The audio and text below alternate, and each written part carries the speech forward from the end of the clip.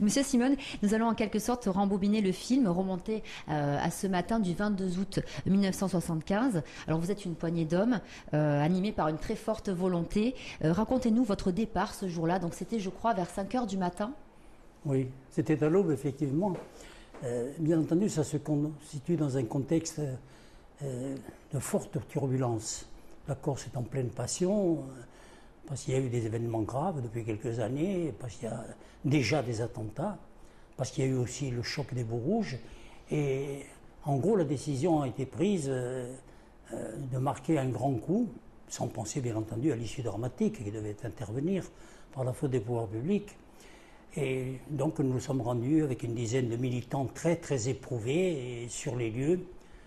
On s'est rassemblés des différents points de Corse à l'aube, on s'est retrouvés dans la région du Fiumorbo et puis après nous avons engagé l'opération très tôt le matin, à mon avis à peu près vers 7 heures, quoi. Parce que nous avons fait irruption dans une maison qui était la maison où habitaient des gardiens et une famille, et nous l'avons fait avec beaucoup de tact, d'abord parce qu'il y avait des femmes, il y avait des enfants, et c'est quand même extrêmement traumatisant de débarquer chez les gens comme ça, avec des fusils à la main, etc. Donc je me suis employé pendant un certain temps à calmer les angoisses, à situer l'opération, à dire qu'ils n'étaient pas dirigés contre eux, que ni leurs biens, ni eux-mêmes ne risquaient rien, mais que compte tenu de la gravité de la situation, il pouvait y avoir des développements très préjudiciables et que par souci élémentaire de précaution, il me semblait qu'il valait mieux qu'ils ne fussent pas là. Alors quels étaient ces hommes? Ils venaient de quel milieu? Les militants avec lesquels vous étiez? De quelle sensibilité politique? Des jeunes, des moins jeunes, je crois?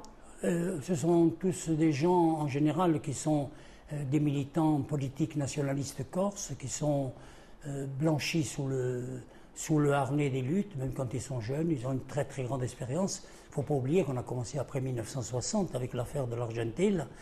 Et en fait, il y en a un qui est sous-officier, un autre qui est responsable d'une banque, un autre qui est un petit commerçant, deux autres qui sont étudiants. Enfin, il y a un panel assez représentatif d'une société insulaire, quoi. Alors vous étiez dans quel état d'esprit quand vous êtes parti ce matin-là? Qu'est-ce que vous aviez en tête? Qu'est-ce que vous disiez? C'était quoi vos pensées quand vous étiez sur la route pour aller à la cave, par exemple? D'abord, les pensées, c'est que hier je relisais un certain nombre de textes qui m'ont été rédigés par des gens qui m'accompagnaient, et j'ai bien vu la minutie, mais en même temps la tension qui régnait à l'époque, puisque des précautions avaient été prises au point de vue familial, au point de vue des enfants qui étaient petits, au point de vue de nos véhicules, au point de vue de nos maisons. Nous avions quand même prévu que c'était une affaire qui pouvait finir sinon de façon dramatique, au moins de façon extrêmement sérieuse. Donc, détermination intégrale, qui est en fait le fait de l'engagement de toute cette période, et extrêmement serein, pas du tout exalté ni rien. Donc nous nous sommes rendus sur le lieu, nous avons retrouvé toute l'équipe aussi exactement dans le même état d'esprit. Vous ne vous connaissiez pas tous? Oui, on se connaissait tous. Mais eux se connaissaient aussi dans la bande? Tous.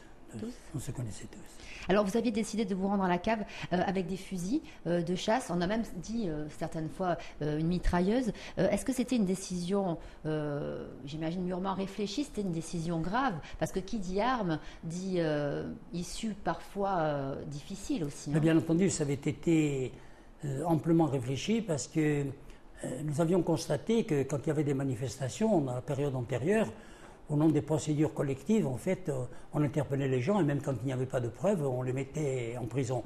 Et puis surtout, c'est que l'affaire était d'une portée politique majeure et il était impensable que l'on puisse quitter les lieux simplement avec 3 grenades lacrymogènes, 2 admonestations et 4 gifles.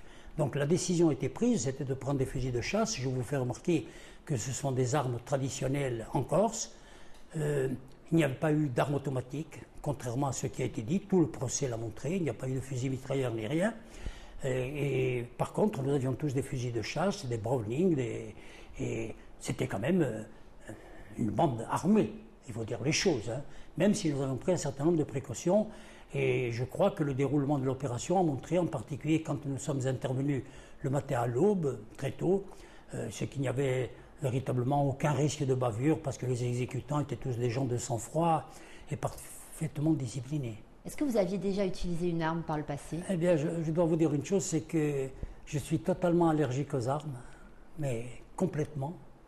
Je ne vais même pas à la chasse et j'ai pour les armes, pour en voir les méfaits, en tant que médecin, avec la formation d'urgentiste que j'ai eue, pour en connaître les méfaits, je n'aime pas du tout le culte des armes, et en particulier chez les jeunes Corses. C'est un problème qui m'a toujours préoccupé. Je ne me suis jamais servi d'une arme, par contre, j'ai participé à de très très nombreuses manifestations où il y avait des armes. Nous n'avons jamais fait l'emploi une seule fois et dans des chocs qui ont été extrêmement difficiles, en particulier à propos de la dévolution des terres dans le Fiume, à propos des routes de Porto et tant d'autres incidents où quand même il y a eu de nombreux blessés graves dans les forces de l'ordre. Alors, qu'est-ce qui se passe quand vous arrivez à la cave du pays? C'est-à-dire que vous tombez sur une famille. Qu'est-ce qui se passe quand vous ouvrez la porte? On tombe sur une famille et on tombe aussi sur les salariés de la cave. D'abord, ils sont littéralement stupéfaits de voir cela. Moi, je commence déjà à être un peu connu par les médias, mais enfin, ça n'a rien à voir avec la médiatisation à l'heure actuelle, avec les réseaux sociaux et autres. Et donc ils sont un petit peu surpris, mais à mon avis, le climat de l'époque a quand même contribué à leur faire comprendre que c'était une opération, en fait, qui n'était pas une opération extraordinaire, qu'elle pouvait surprendre, qu'elle pouvait choquer, mais qu'elle se situait bien dans l'air du temps. Par contre, dans la famille, là, ils ont été littéralement ahuris, parce que je me souviens que les enfants et les femmes, et même certains hommes dormaient, donc avec des ménagements, il a fallu les réveiller. Bon, vous savez, quand on fait irruption dans une famille comme ça, et que le ciel leur tombe un peu sur la tête, on comprend immédiatement, à voir le désarroi, l'inquiétude, les enfants qui se serrent frileusement contre les parents, qu'on est dans une séquence qui est une séquence déjà dramatique.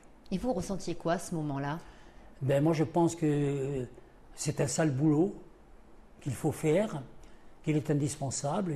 Il m'a d'ailleurs guidé, vous le verrez dans la suite de l'opération, mais qu'en aucun cas on ne peut prendre le risque de laisser des gens totalement étrangers à l'affaire en cours encourir le moindre danger. Vous aviez demandé à des journalistes de venir sur les lieux? Nous n'avons pas demandé à des journalistes de venir sur les lieux pour une raison simple, pour des raisons de confidentialité, mais nous avions pris un certain nombre de précautions pour nous assurer que certains journalistes étaient bien sur place, étaient en fonction, que leur téléphone, à l'époque c'était surtout les fixes qui marchaient, nous sommes quand même en 1975, que tous les gens étaient là, étaient au poste, et effectivement, dès que l'opération a été déclenchée, par tout un système de réseau, nous avions prévenu immédiatement tous les médias de Corse, par les responsables locaux, et en même temps nous avions prévenu les gros médias continentaux, en particulier les télévisions, les grands journaux, ce qui explique qu'immédiatement il y a eu une couverture de presse très importante, ce qui était quand même un des objectifs poursuivis. Oui, parce que c'était très réfléchi aussi, hein. C'était un coup médiatique aussi à l'air. Très réfléchi, oui, mais bien entendu. C'est une opération politique, c'est une opération dangereuse, une opération à grand risque, mais qui obéit à toutes les lois du genre. Il fallait la maîtriser, il fallait la faire connaître, et il fallait qu'elle se déroule le mieux possible. Alors maintenant, vous êtes à l'intérieur de la cave, avec tout le monde. Hein. Quelle était l'ambiance à ce moment-là? Parce qu'il y a eu un petit flottement, vous avez commencé à discuter avec le sous-préfet de Bastia, je crois, au téléphone. Il n'y a absolument aucun flottement. D'abord, nous sommes rejoints immédiatement par des gens qui ne faisaient pas partie du commando initial, mais qui se trouvaient déjà aux abords et qui sont venus immédiatement assurer la logistique, nous renforcer, amener d'autres gens avec des fusils, amener aussi des vivres, parce que nous n'avions pas transporté, de l'eau, etc. Et en particulier, il n'y a eu aucun affolement parce que l'opération était très maîtrisée. Nous avions des gens aussi qui avaient l'habitude des commandos militaires, pas moi, parce que moi j'étais un médecin. Donc la logistique qui était prévue, tout s'est mis en place, les tags sur les murs, à propos des revendications sur la terre, et en même temps les différents postes ont été attribués, le périmètre de la cave, tout a été vérifié. Non, il n'y a eu absolument aucun affolement. Bien entendu, 2-3 heures après a commencé l'effervescence, et l'effervescence était grande, puisque je vous rappelle, et c'est un fait à mon avis essentiel, c'est qu'il y a immédiatement un communiqué du ministère de l'Intérieur de Michel Poniatowski qui dit: aujourd'hui, un commando d'hommes armés conduit par le docteur Simeoni, muni de fusils mitrailleurs, ont investi la ferme de nos compatriotes rapatriés d'Algérie. je vous signale, beaucoup de fermeté derrière, etc. Quoi. Bon, donc immédiatement, je crois que l'affaire était lancée. Alors je parlais plutôt d'un flottement au niveau des négociations entre guillemets avec... Les négociations, celui qui flotte totalement, ce n'est pas nous, c'est l'État qui flotte. Voilà, il y a eu un moment où vous avez été au téléphone avec le sous-préfet de Bastia. Oui, on a été au téléphone avec le sous-préfet, on a été au téléphone avec des autorités, mais enfin il y a quand même une chose qui m'a frappé, alors que dans les manifestations qui étaient déjà sévères ou susceptibles de dégénérer, on nous envoyait toujours des gendarmes. Là, on n'a pas envoyé de gendarmes. Et on prenait des contacts. Là, il n'y a eu aucun contact. Par contre, il y a eu des signes d'aggravation. C'est que dans les heures qui ont suivi, ils nous ont immédiatement interrompu toutes les lignes téléphoniques. Je vous rappelle qu'il n'y avait pas de portable à l'époque. Et que ça nous avait beaucoup choqués parce qu'on installait des lignes téléphoniques de façon express quand il y avait des prises d'otages ou autres.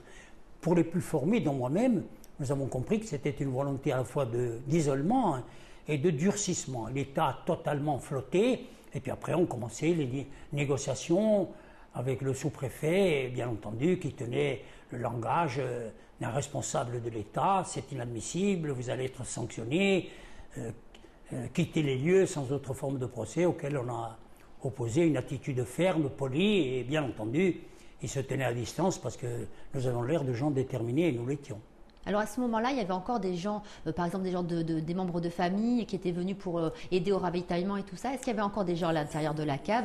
Et moi j'avais entendu dans des documentaires que certains d'entre vous avaient peur pour les gens qui étaient à l'intérieur, que quelques des tirs soient... Oui, bien entendu qu'il y avait des inquiétudes quand une opération est menée comme ça, à force ouverte, et que vous entendez tomber le communiqué de M. Michel Poniatowski, vous comprenez qu'on est rentré dans autre chose. Et ça se situe encore dans une spirale progressive de dramatisation depuis quand même de très très longues années. Bien entendu, les gens étaient inquiets, mais dedans, ce n'était pas un happening avec les familles qui venaient amener des paniers. C'était des gens qui avaient un rôle précis, qui nous amenaient de la nourriture, qui nous amenaient de l'eau, et certains hommes qui nous rejoignaient, qu'on n'avait pas, si vous voulez, compromis dans l'opération initiale. D'accord.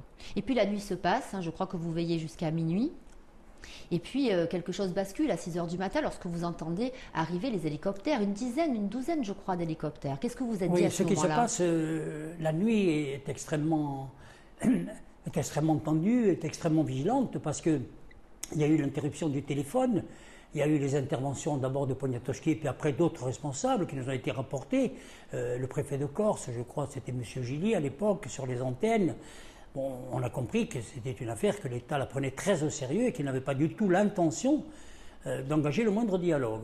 Nous avions peur aussi d'une attaque de nuit, donc inutile de vous dire que pratiquement nous n'avons pas dormi. Et nous étions peut-être à l'époque, nous étions une quinzaine dans la nuit, 15 ou 20 restés sur place. Et quand on s'était assoupi, le matin à l'aube, j'ai été réveillé, enfin moi je n'avais pas dormi du tout, mais j'ai été très très surpris par un bruit infernal. En fait, c'était des hélicoptères Puma qui tournaient au-dessus de la cave, mais à très très basse altitude, avec un bruit effrayant qui a semé le trouble dans le groupe dans lequel nous étions. Et j'ai compris que c'était une opération d'intimidation. Ils volaient trop près de l'objectif, et j'ai dit tout de suite à quelqu'un qui était avec moi, j'ai dit tire un coup de fusil sur les hélicos. Ils ont tiré quelques coups de fusil, et immédiatement, les hélicos, nous le savions, qu'ils sont très vulnérables à une atteinte dans une pale, dans une hélice, dans un organisme essentiel, immédiatement se sont écartés de la cave, et la pression du bruit a totalement cessé. On a retrouvé immédiatement un peu de sérénité, et puis après, ça a été la marée montante des forces de l'ordre. Nous savions déjà par le téléphone qu'ils débarquaient en masse à Porretto et que déjà des centaines et des centaines, peut-être déjà plus de 1000 hommes arrivaient avec des ponts aériens. Bon, en même temps, on nous avait dit qu'il y avait une petite unité de guerre qui croisait au large de la cave d'Alire, en Méditerranée. Nous avions compris que c'était extrêmement, extrêmement sérieux. Et là, véritablement, ça a commencé à prendre je dirais, un climat de dramatisation. La journée du 22 est véritablement une journée de dramatisation. Alors, ils n'ont jamais essayé de discuter. Les rares fois où nous avons eu des contacts, même de façon fortuite, parce que j'ai été appelé à donner des soins à des gens à l'extérieur du périmètre de la cave, en particulier un garagiste qui avait un infarctus. Donc j'étais quand même vulnérable, mais à aucun moment ils n'ont voulu discuter. C'était une fermeté extrême, la sévérité inadmissible. Mais bien entendu, immédiatement, on commençait à affluer de tous les points de Corse les militants qui n'avaient pas été mis dans la confidence uniquement parce qu'il fallait être discret, mais quand même qui avaient compris la tonalité des discours qui avaient été prononcés dans les jours qui avaient précédé, en particulier aux journées de Corté, c'est que nous étions passés à l'action, comme tout le laissait penser. Pour reprendre donc le moment où vous avez vu arriver ces hommes, parce que tout de même si vous étiez prévenu, c'était un état de guerre tout de même, pour vous ça a dû être quelque chose d'incroyable de voir tous ces hommes arriver, converger, je parle des gendarmes et des CRS. Hein. Eh bien, je vous avoue que dès le début et jusqu'à quelques minutes avant l'assaut, j'ai pensé, comme avec les Pumas, que c'était une politique d'intimidation, une politique de la force, et puis après le dispositif s'est resserré, c'est-à-dire que plus personne de tous les gens qu'on avait à l'extérieur ne pouvait rentrer dans le périmètre, encore que par les vignes c'était possible, parce que c'est une emprise foncière de plusieurs dizaines d'hectares, le site de l'ancienne cave de paix est très grand, donc le garrot était de plus en plus serré, et l'arrivée de tous les journalistes, les interviews, les photos, avec toutes les armes sur la table de la cave, les fusils de chasse, la détermination des gens, montraient qu'on on vivait une séquence, on ne savait pas que ça avait à voir avec l'histoire, on ne le sait pas, ça. On agit, et puis c'est après que ça prend un certain relief, mais enfin on a compris que c'était extrêmement sérieux. Mais j'ai pensé qu'ils voulaient véritablement nous faire peur. À telle enseigne que quelques minutes avant l'assaut, quelqu'un de ma famille m'a dit « Mais qu'est-ce que tu comptes faire ?» J'ai dit « Mais je compte faire ce qui est prévu, je ne comprends pas la question. » Il dit « Mais oui, mais encore. » J'ai dit « Mais ce qui est prévu, c'est que demain, on fait une réunion sur le site, on a fait venir toutes les forces professionnelles, tous les hôteliers, tout le secteur agricole, toutes les organisations sociales, syndicales, de partout nous avions des relais pour faire une conférence de presse sur la politique de colonisation agricole et la malfaçon du vent. J'ai dit, et puis ensuite on va faire une chose, on va quitter, et le lendemain on va être tous interpellés pour avoir occupé. Alors cette personne de ma famille m'a dit, mais je crois que tu n'as pas mesuré exactement ce qui se passe.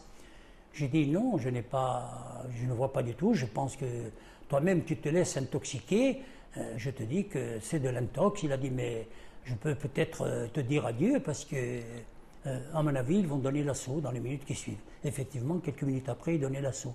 Mais il y a eu quand même 2 ou 3 épisodes avant l'assaut qui sont quand même des choses extrêmement graves. C'est quand, à un moment donné, ils ont commencé à parler de faire des sommations.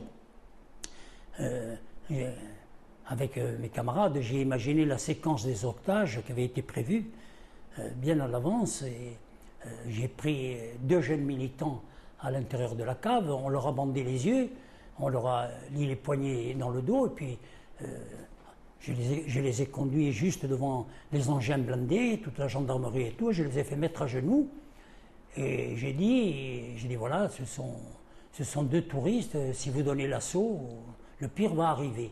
Et j'ai bien vu qu'ils étaient incrédules, qu'ils se tâtaient. Et puis au moment où je me repliais, à l'intérieur de la cave avec mes camarades, mais enfin eux ils ont flotté totalement, ils ne savaient pas ce qu'il fallait faire, les forces de l'ordre. Il y a quelqu'un qui m'a dit fais attention, il y a des immigrés. Il y avait une petite maisonnette en face dans laquelle il y avait 4 travailleurs immigrés. Alors je suis allé et j'ai vu 4 travailleurs immigrés qui étaient des salariés agricoles, peut-être de la propriété ou d'ailleurs, qui étaient là. Ils étaient en plein dans le périmètre de l'action qui allait se dérouler. Ils étaient en danger. Donc je les ai pris. Et en passant, j'ai dit au sous-préfet et aux journalistes, en parlant des otages, j'ai dit 2 plus 4. J'ai dit ça fait 6. Alors ils étaient totalement ahuris. On les a amenés à l'intérieur. Comme je pensais qu'il allait y avoir une suite, j'ai immédiatement pris un interprète d'arabe chez nous qui leur a dit non seulement qu'ils ne risquaient rien, on leur a payé leur journée, on les a très bien traités, on ne les a pas menacés et on les a relâchés juste avant l'assaut, quand l'assaut était imminent. Alors que l'État s'en est beaucoup servi. Parce qu'immédiatement, on commençait sur les radios ou autres on voit bien la connotation raciste, s'en prendre à d'honnêtes travailleurs, immigrés, etc., et prendre des otages, des gens de passage. Bon, en fait, c'était la dramatisation comme ils font, quoi. Ils n'ont pas changé depuis, hein, je dois dire. C'est leur technique constante. Et il est certain que ça leur a donné quand même un coup d'arrêt. Et cette séquence des otages a été quelque chose de particulièrement dramatique. Pas pour moi, parce que moi je savais que je n'allais pas tirer sur les otages. Mais pour eux et pour tous les gens qui étaient là, qui n'étaient pas dans ma conscience. Ils se demandaient ce qui allait arriver. Alors à un moment donné, les chars continuaient à avancer, après les sommations, ils ont continué à avancer. Alors à ce moment-là, au dernier moment, j'ai armé le fusil et je l'ai mis sur la nuque de notre militant qui sera présent à Lire, il y a d'ailleurs ce jour-là. Et évidemment qu'il n'était pas rassuré du tout, parce que lui, il avait les yeux bandés et il ne savait pas ce qui se passait. Donc on peut dire que c'était quelqu'un qui était de connivence, qui était complice, qui était un militant, mais était quand même très très inquiet. Et j'ai dit, si vous avancez encore d'un pas, je le tue. Et à ce moment-là, ils ont hésité, et les blindés, les chenilles ont commencé à faire marche arrière, ils ont reculé. Mais à aucun moment vous n'avez eu peur de vous prendre une balle dans la tête, franchement? Mais vous savez, ce sont des choses auxquelles on ne pense pas du tout, ça. Ce sont des choses dans l'action. Vous n'aviez pas peur? Non, on n'a pas peur. On a peur avant, on a peur pour les gens qu'on entraîne, on a peur pour les conséquences. Mais enfin, vous-même, personnellement, non. Mais enfin, il faut dire qu'à l'époque, il n'y avait pas les tireurs d'élite. Bon, après, on a vu, par exemple, dans des histoires comme Ouvéa et tout, que les types, ils les abattaient de loin. Mais enfin, nous savions une chose, c'est qu'ils pouvaient tirer sur un responsable, mais nous pensions qu'ils allaient mettre la Corse à feu et à sang. Et puis nous savions qu'il y avait beaucoup de types dans la cave sur lesquels ils n'avaient pas accès, parce que les types, ils étaient totalement inaccessibles et invisibles de l'extérieur. Bien entendu, il y a une très très forte tension. Et alors là, à la matinée, ils ont encore reculé, et puis après, les décisions de Paris sont tombées, et là, ce qui est intéressant, c'est un peu le flashback que l'on a, nous savons comment ça s'est passé de l'autre côté, chez eux. Puisque Poniatowski a dit à M. Dominati, qui est un compatriote, lui a dit, eh bien, tu vois, on a bien fait de ne pas t'écouter, parce que l'autre avait dit, attention, c'est dangereux, ça peut dégénérer en Corse. Il dit, tu t'es trompé parce qu'ils viennent de sortir de la cave avec un drapeau blanc. Et puis tout de suite après, on les a informés qu'un gendarme avait été tué, puis un moment après, 2 gendarmes avaient été tués, et Poniatowski était blanc, désemparé, parce que l'État, pour nous, ça a été une surprise. Mais pour lui, ça a été une très très grande surprise. Et le sous-préfet m'a dit, devant témoin au dernier moment, docteur, j'espère que vous êtes conscient de ce que vous faites. J'ai dit, je suis parfaitement conscient. Il dit, on va donner l'assaut avec les moyens de la loi. J'ai dit, je connais les sommations, etc. Il dit, et je vous prierai quand même de vous rendre. Vous avez fait votre prima donna. Vous êtes quelqu'un connu maintenant dans le monde entier. On parle de vous, donc vous êtes satisfait, mais vous savez bien que vous allez vous rendre et vous savez bien que vous n'allez pas tirer. Et je lui ai dit au sous-préfet, j'ai dit, monsieur le sous-préfet, j'espère que vous ne le pensez pas.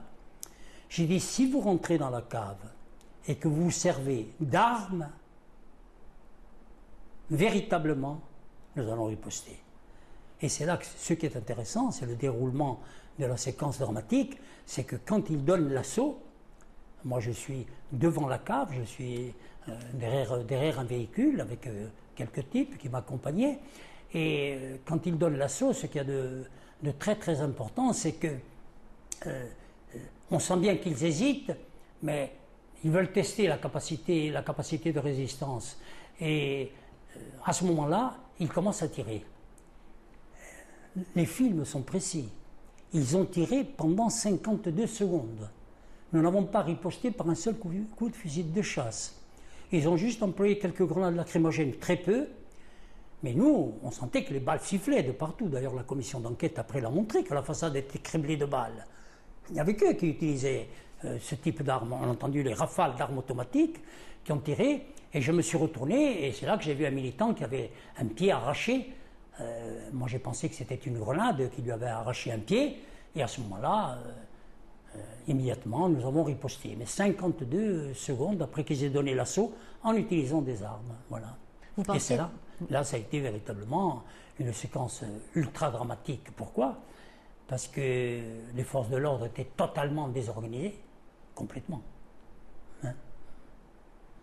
Et complètement paniquées. Il paraît même que les gendarmes ont refusé de donner l'assaut. Certains gendarmes, paraît-il, étaient hésitants, mais ça on l'a dit a posteriori. Mais surtout, les gendarmes se trouvaient mélangés à des dizaines et des dizaines de militants qui avaient tous à la main des carabines Winchester et tout. Ils étaient mélangés les uns sur les autres. Et là, ça risquait véritablement de tourner au carnage. Mais eux, ils étaient totalement la mort des gendarmes. Et moi, immédiatement, on m'a appelé. Dès qu'il y en a un qui a été atteint très grièvement, d'ailleurs, il devait décéder. Immédiatement, j'ai quitté la cave. Je suis parti devant. Il y avait une ambulance militaire. Je lui ai donné les premiers soins. Mais j'ai vu que l'homme expirait. Alors, immédiatement, on a chargé un autre gendarme. Et on est rentré dans la cave avec ça. Et il y avait dans la cave, il y avait une atmosphère d'émeute. Il y avait une atmosphère d'émeute due au fait que d'abord, ils avaient vu notre militant qui avait eu un pied arraché. Ensuite, ils voyaient bien que l'assaut était donné et que l'assaut et la disproportion des forces montraient une volonté de traiter le problème uniquement par une solution de force, sans aucune négociation. Et quand on a amené les deux gendarmes, ils ne savaient pas que les gendarmes agonisaient.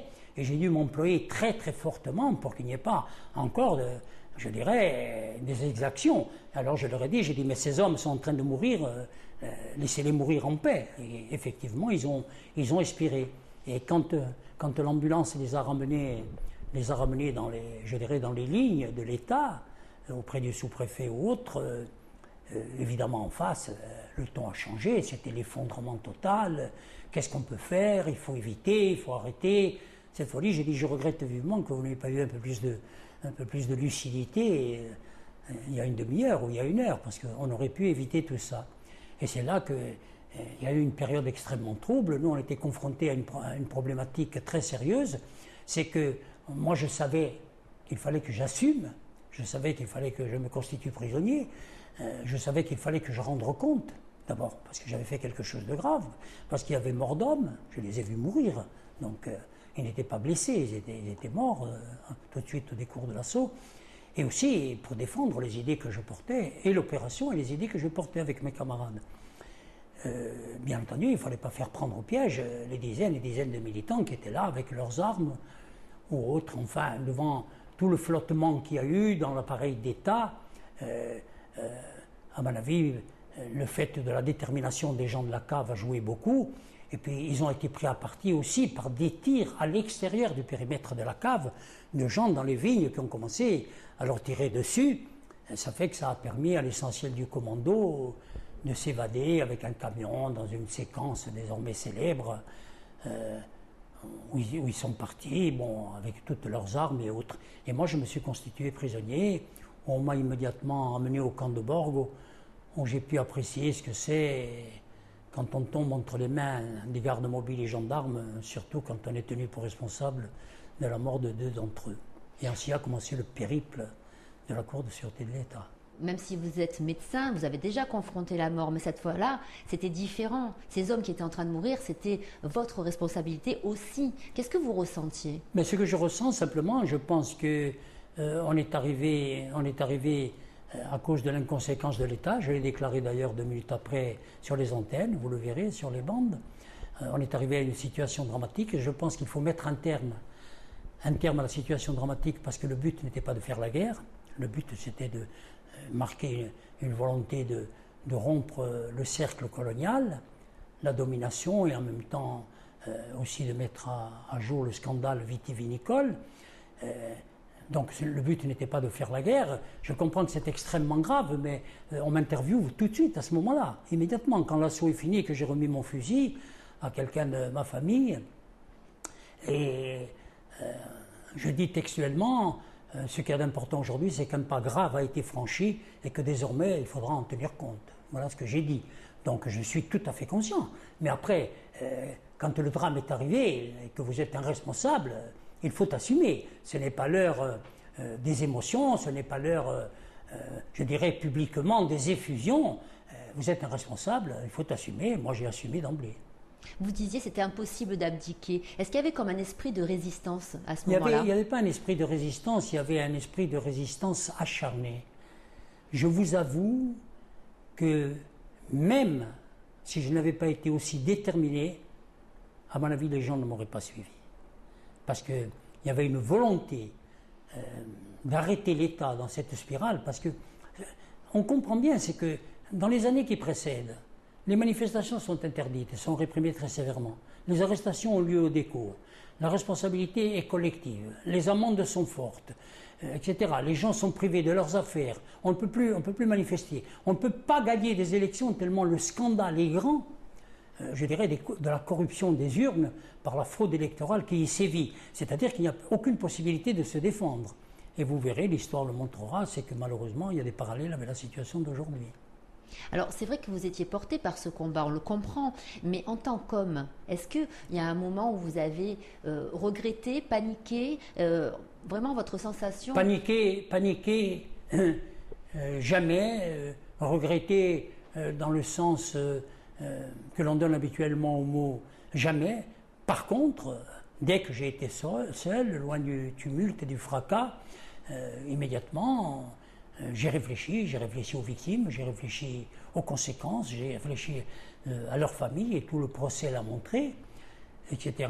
Et par les attitudes que j'ai eues, par les déclarations que j'ai faites qui ont été répercutées à l'extérieur, parce que les textes passaient par tous nos avocats militants qui étaient mobilisés, j'ai fait passer des mots d'ordre, je dirais, d'apaisement. Mais vous avez bien vu que ça n'a servi à rien, puisque Bastia s'est embrasé, qu'il y a eu encore des victimes et le recours aux armes. Donc, non, la Corse était arrivée à un point de rupture. La seule chose qui pouvait changer les choses, la seule chose, c'était si simplement l'État avait dit, écoutez, vous avez commis une action illégale, nous allons poursuivre ceux qui véritablement ont fauté, tant les banquiers que les bénéficiaires de la malfaçon du vin. Nous allons mener une politique plus équitable et à partir d'aujourd'hui, nous allons commencer à instaurer la démocratie. Je pense que tout aurait été désarmé. Comme ils ont choisi d'emblée la voie répressive et que depuis, ils n'ont jamais cessé de la poursuivre, on comprend bien pourquoi. On voit d'ailleurs les conséquences funestes que ça a eu, parce que ça a quand même induit plus de 10 000 attentats, 200 morts, un tumulte permanent pendant des décennies. Lorsque vous vous êtes rendu, il y avait déjà une sorte de rupture dans votre camp parce qu'il y avait ceux qui ne voulaient pas se rendre et puis il y avait ceux qui étaient derrière vous et qui comprenaient bien qu'il fallait que ça s'arrête à un moment. Est-ce qu'il y a eu vraiment, vous avez senti cette rupture? Oui, il y a eu sur le tumulus où nous étions rassemblés à l'écart des forces de gendarmerie, de police et du sous-préfet, il y a eu une discussion qui a été un petit peu houleuse et je leur ai dit, j'ai dit écoutez, moi j'ai pris la responsabilité, moi particulièrement, de vous amener ici, vous m'avez toujours suivi dans tous les combats. Je vous dis aujourd'hui que je ne peux pas disposer de votre vie comme ça. Vous n'avez pas compris. Ils vont tous nous tuer.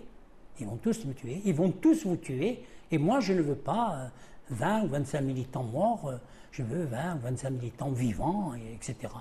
Et c'est ceux qui ont emporté la décision parce que après, à la fin, il y aurait eu flottement ou autre, mais vous pensez bien que l'État n'allait pas laisser la situation se dénouer comme ça, benoîtement. Vous y pensez parfois, vous vous dites que vous auriez pu mourir ce jour-là et les gens qui étaient avec vous aussi? Bien sûr, c'est une idée qui est permanente, mais enfin, dans le combat que nous avons tous mené depuis des décennies, cette idée du danger est extrême, parce que quand même après, dans les années qui ont suivi, nous avons subi avec Francia 70 attentats, les menaces de mort étaient quotidiennes, donc si vous voulez, la mort et en tout cas le danger extrême vous accompagnent en permanence dans tous les combats. Ce sont des combats qui sont des combats difficiles et le problème c'est de toujours garder la ligne en essayant de garder la maîtrise et en évitant autant que faire se peut les écarts. Mais enfin, comme on ne maîtrise jamais tout, on a bien vu que la Corse quand même a eu en particulier avec la création du FLNC un an après Alir, il y a une réaction de gens plus jeunes qui ont compris que le combat à visage découvert avec des moyens traditionnels était inefficace et qui ont choisi un moyen clandestin et armé pour faire entendre la voix de la Corse. Est-ce qu'à ce moment-là, vous étiez un peu comme le général d'une armée, c'est-à-dire que vous étiez prêt à mourir, mais vous n'étiez pas prêt à faire mourir vos hommes? Écoutez, je pense que là, c'est pas tellement le responsable du commando qui parle, je pense que c'est le médecin. 2 morts, c'était 2 morts de trop. Je l'ai dit publiquement, quand j'ai fait mon autocritique. J'ai estimé, quand j'ai vu mourir ces 2 hommes, parce que je suis médecin et je les ai vus mourir. Hein, quand la vie s'en va d'un corps, qu'on est un professionnel, on le voit. Quand on assiste à l'agonie d'un homme, j'ai pensé que c'était 2 morts de trop et qu'il n'en fallait plus. Voilà ce que j'ai pensé. Et je n'ai cessé de le dire après, et toute ma vie par la suite s'est inspirée de cela. C'est votre regret, c'est-à-dire que vous regrettez, est-ce qu'il y avait un scénario tout de même au départ qu'est-ce que vous auriez préféré ne pas vivre? Quel aurait été le scénario idéal finalement d'Alérien? Le scénario idéal, c'était que la revendication soit prise en compte, non pas dans tous ses aspects, mais qu'au lieu de privilégier la force, on laisse dérouler l'opération jusqu'au dimanche, faire l'exposé, mais évidemment, ils craignaient comme la peste, l'exposé de toute leur turpitude financière, fiscale, et je dirais de toute l'alchimie du vin qu'ils faisaient subir à ce breuvage. Donc l'État a eu très peur du scandale. Bon, on importait quand même 20 000 tonnes de sucre par an, alors que la consommation domestique était de 4 000 tonnes. Donc vous imaginez l'ampleur du trafic, les enrichissements sans cause, illicites, et en plus tous les trafics avec des produits chimiques ou autres. Donc moi je crois que s'ils avaient laissé dérouler l'opération et qu'on m'avait interpellé le lundi, il ne se serait strictement rien passé. Tout simplement, j'aurais rendu compte de l'occupation d'une propriété de façon illégale. Mais ça, c'est ce que nous pensions. La preuve, je l'ai dit à plusieurs reprises, que ça allait finir comme ça. Mais ça n'a pas fini comme ça. Je voudrais revenir sur... aujourd'hui, j'imagine que vous y pensez souvent à Aléria. Non, c'est quelque chose qui est resté ancré à jamais dans votre mémoire. Quel est le moment que vous vous rappelez le plus je ne sais pas s'il y a un moment qui vous est resté le plus gravé. Le moment le plus grave, c'est quand j'ai compris, quand l'assaut a été donné, que l'issue inévitablement allait être sanglante. Ça a été le moment le plus grave, et j'ai compris que contrairement à ce que je pensais, à ce que j'avais dit quelques minutes avant l'assaut, à ce que j'avais dit à ceux qui étaient avec moi, que je m'étais trompé, ce n'était pas une intimidation, en fait c'était un assaut pour véritablement, je dirais, éliminer une poche de résistance. D'ailleurs, ceux qui m'ont interpellé me l'ont dit, si Paris nous avait suivis avec les engins blindés et les Pumas, nous vous aurions liquidés tous sans avoir un seul mort. J'ai dit oui, mais après vous aurez eu la Corse entière sur le dos. Donc, mais enfin, on rééquipera l'histoire a posteriori, mais au moment où véritablement ils ont commencé à tirer, j'ai compris que nous étions rentrés dans autre chose, parce que l'usage des armes, qu'on le veuille ou non, dans une revendication politique, même sévère, c'est quand même quelque chose de suffisamment atypique et de suffisamment grave pour que ça ne soit pas galvaudé, en tous les cas banalisé. Vous avez des regrets encore? Non, je n'ai absolument aucun regret. C'est un parcours qui dure depuis 1960, depuis l'affaire de la tentative de l'Argentine, là, où je m'étais déjà engagé étant étudiant.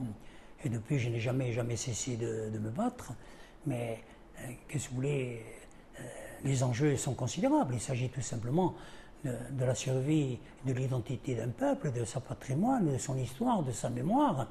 Et pour moi, il n'est pas concevable, aujourd'hui, peut-être encore plus qu'hier, il n'est pas concevable un instant qu'un peuple puisse s'arroger le droit d'en faire disparaître un autre. Tout s'y oppose. Le droit, l'histoire, la mémoire, et ce qui s'y oppose encore plus, c'est la loi internationale. Et le peuple corse ne disparaîtra pas.